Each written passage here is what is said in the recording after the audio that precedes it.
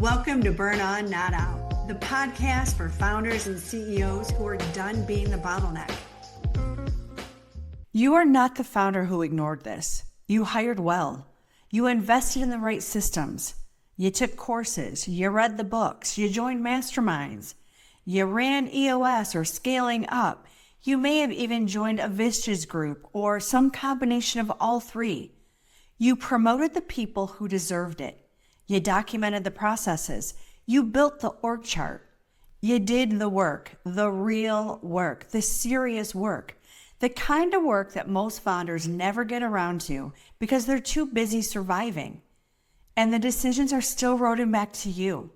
The team is still waiting for your input before they move. You're still the person that everything passes through before it gets real.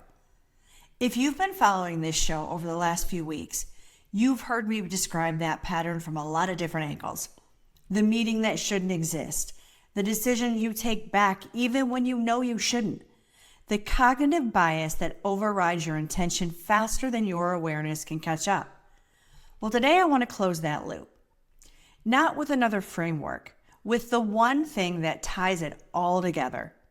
Because there's a layer that sits above every system that you've installed. And it's the only layer that none of those systems were built to touch. That's what this episode is all about. And I'm going to start by telling you the exact moment I saw it clearly for the first time. It was May 2023. I had just left my last company after 16 years. And for the first time, and longer than I could remember, I stopped moving long enough to actually think.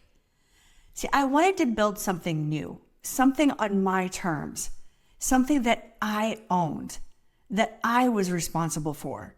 But before I built anything, I made myself sit with 4 questions. What value did I actually want to give? What impact did I want to make in the world? What problem did I want to solve? And when I looked back honestly at those 16 years, what was the thing that kept stalling everything? Now that question, that's the one that opened the door.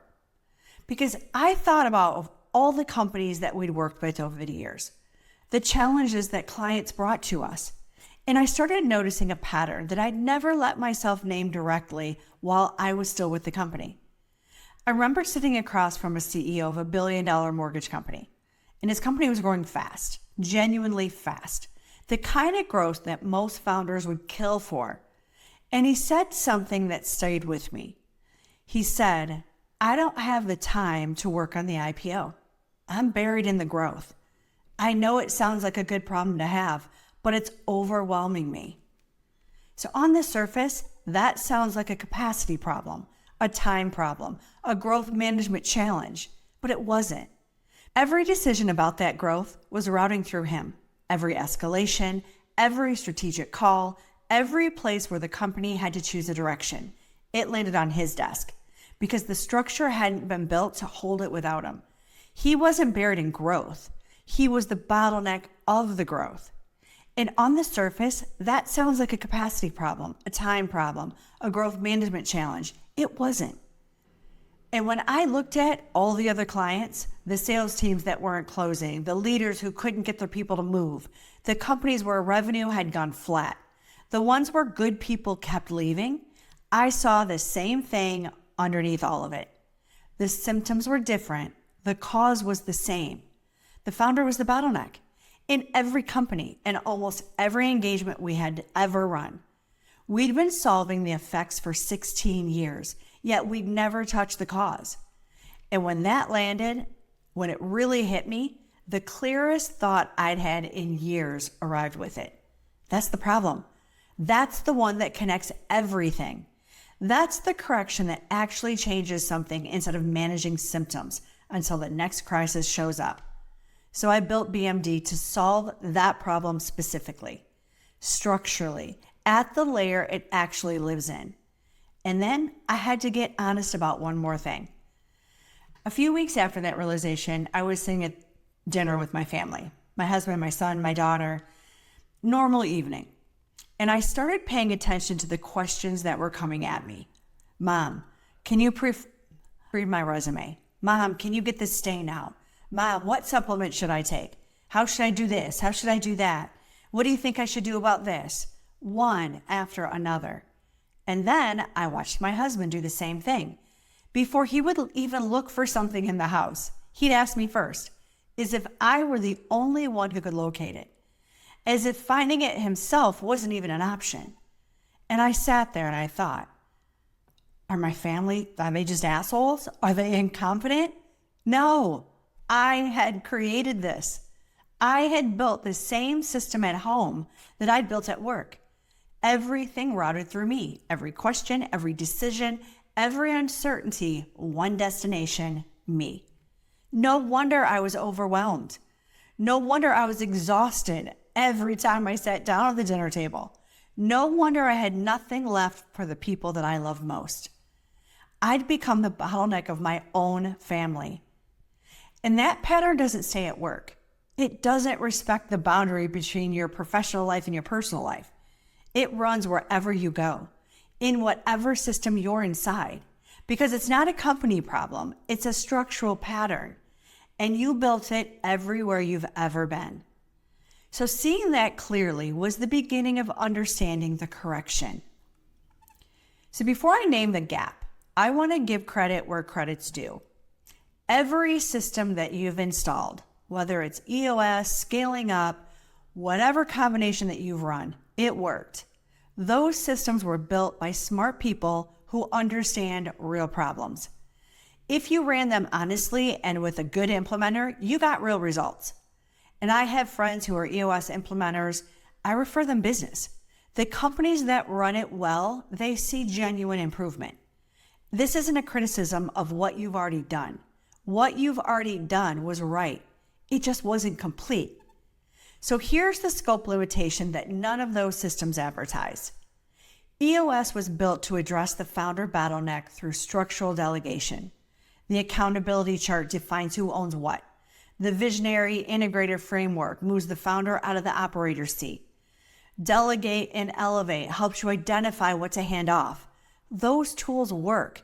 If you ran them well, you got real results. But the gap is specific. EOS delegates the work. It doesn't correct what happens when the founder's own behavior pulls them back in. A founder can have a real accountability chart, a capable integrator, and a working L10 cadence, and still step back into decisions, reopen finalized calls, and answer questions that weren't theirs to answer.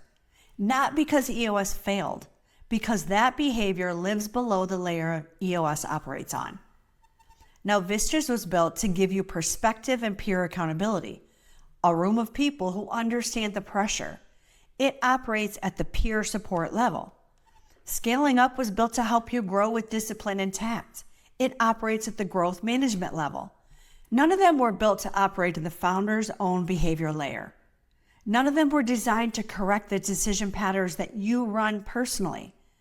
The ones that pull you back into decisions that have already been delegated, that let urgency override the priority, that keep the team from fully trusting that their authority is real. Those patterns don't live in the org chart. They don't show up on a scorecard. They don't get surfaced in an L10 meeting or named in a peer group conversation. They live in how you respond in the moment when a decision surfaces. And whether your team has learned through direct experience, not through policy, that their authority actually holds. And whether the structure you've built can function when you step back, or whether it quietly reorganizes itself around your involvement the moment that you return.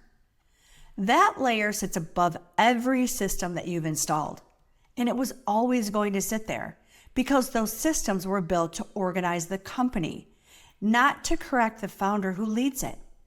That's not a gap in systems. That's a scope definition. The correction at this layer requires something different. So I want to tell you what it felt like to be the bottleneck, not the operational version, the human version. When I was the bottleneck, everything felt heavy. I felt burdened, like I was walking uphill with boulders on my back and someone kept adding more. I was a hamster on a wheel and I had no idea how to get off. And the worst part wasn't the work overload. It was the quality of everything that I was doing. I was doing so many things, and I was doing none of them well because I was stressed. I was tired. I wasn't eating right. I was exercising too hard to try to burn off some of the stress. Everything felt more dramatic than it was, more urgent than it was. I couldn't see clearly. I was making decisions from a place of exhaustion and fear, not from a place of clarity or strength. I was a version of myself that I didn't recognize and I didn't like. And when I was having wins, and there were wins, there were a lot of wins, I couldn't even feel them. It was just like, okay, that's done, move on. That's done, move on. Checking off a list. Never time to stop. Never time to look at where we were actually going. Never time to celebrate our wins. I was just going through the motions. Even in work I loved, serving clients I cared about, I had become a robot.